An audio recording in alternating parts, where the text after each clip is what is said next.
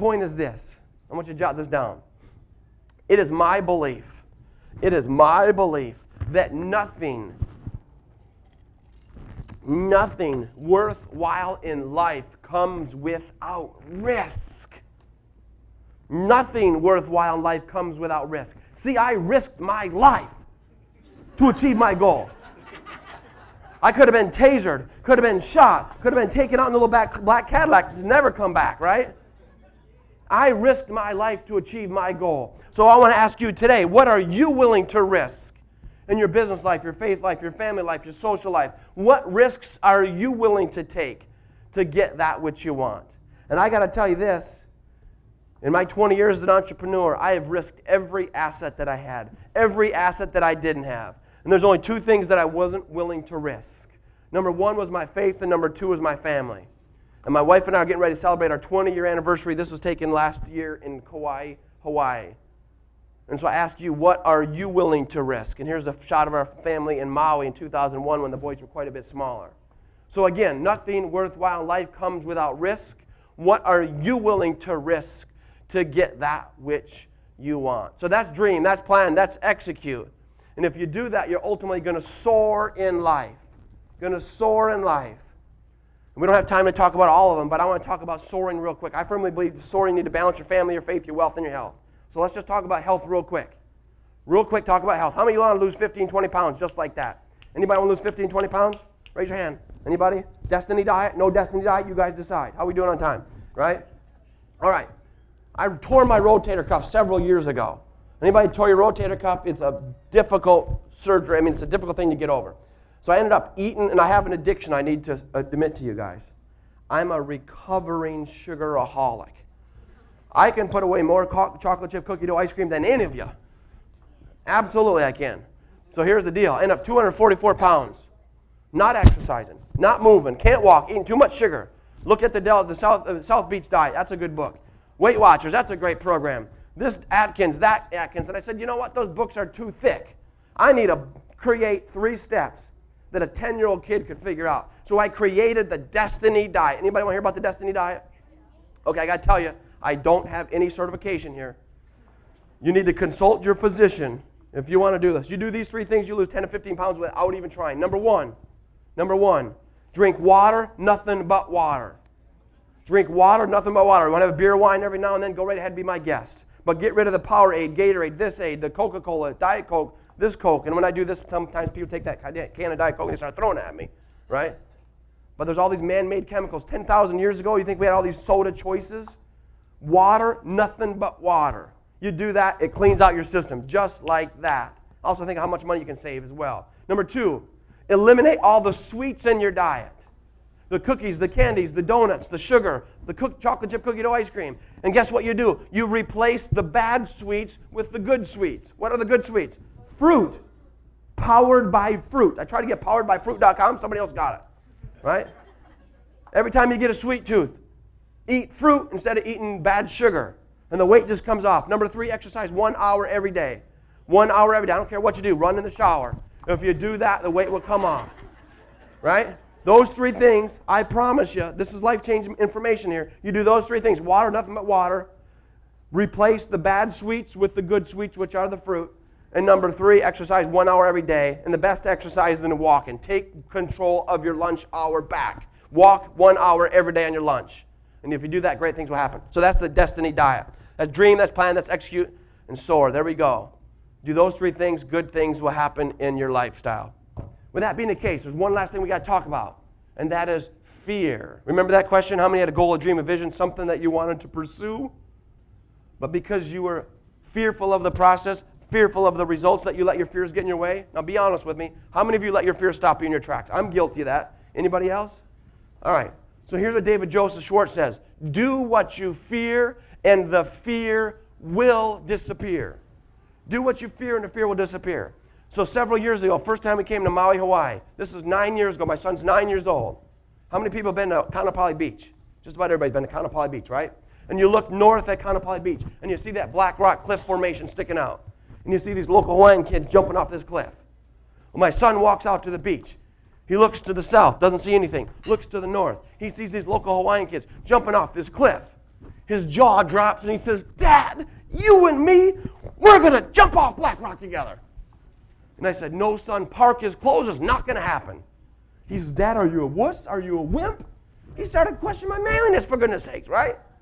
And I'm like, son, I forgot to tell you the time. When I was 13 years old, I climbed up the head wall of Mount Washington. I found myself perched like a baby eagle on a cliff, just walking across with my face planted to the rock, looking down over 1,000 feet. And I prayed to God like I'd never prayed before. And I said, please, God, get me off this cliff. If you get me off this cliff, I will never again find myself perched like a baby eagle on a cliff. So I tell him the story, and he says, Dad, don't be a wimp. Don't be a wimp. So day after day after day, he started grinding on me. And I didn't want this to happen, so I asked my wife, I said, honey, what should I do?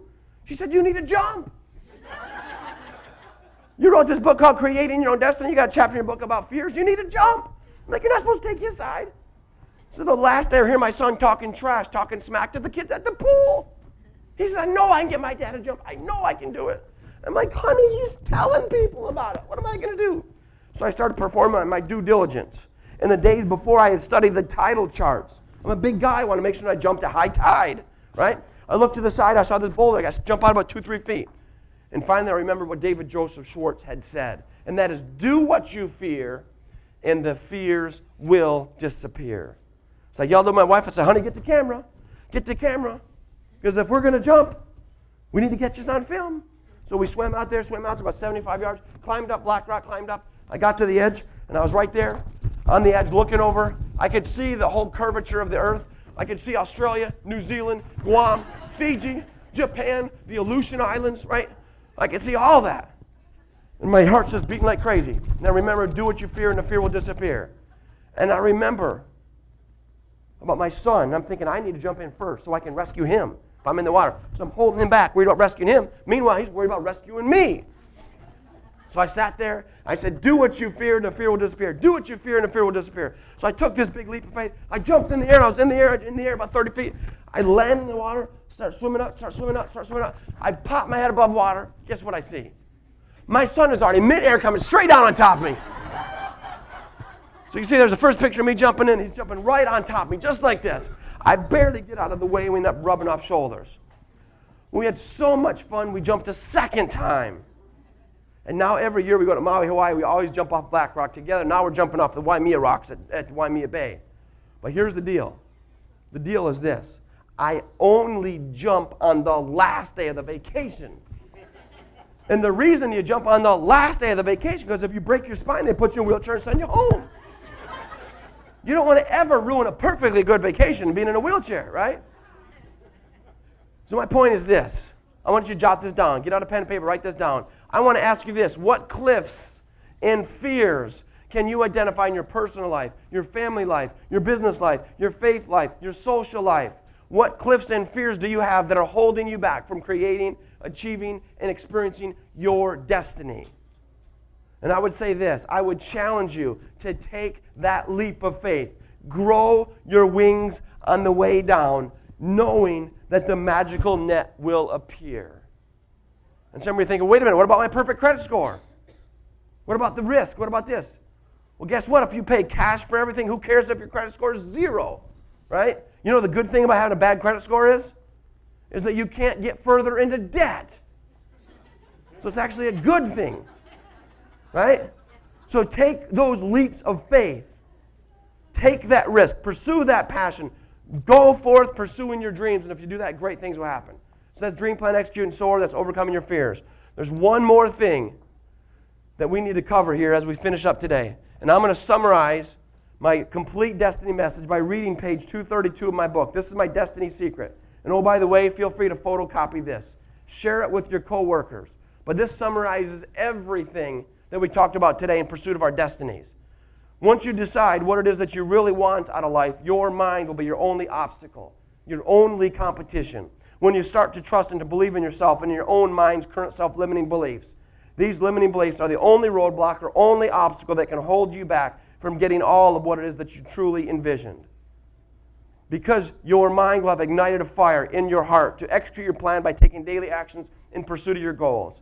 And as you experience this, you'll become an unstoppable force of power, fully capable of achieving more success and more freedom than you could have ever envisioned. And as you do that, you will literally create your own destiny. But there's one more thing, and that is this, that there's more to life than being a father, more to life than being a mother, more to life than being the breadwinner, the successful small business owner, the successful salesperson, or the entrepreneur. And that more to life is to create a higher calling. So what is a higher calling? It's above and beyond making a living. It's giving your heart, your soul, your purpose to the world, to give back, to help those that can no longer help themselves. And I think there's one person that's walked on this planet over the last 100 years that's created a higher calling that we can all benefit from. And that is the real life story of Mother Teresa. And many people don't realize this, but in 1953, she left one of the wealthiest families in all of India to give of her heart, her soul. And she dedicated her life to serving the poor, serving the sick, serving those who could no longer serve themselves. And as a result, there's an old Indian saying that says this. And that is, when you were born, you cried and the world rejoiced. My challenge for all of you today, as you go out and create your own organizational and individual destinies, I challenge you to remember that if a 61-year-old man can win a 545-mile foot race, then it's never too late for you to achieve your destiny. I challenge you to do what you fear, so the fears will disappear. I challenge you to taste, touch, feel, smell, own, and emotionalize your vision.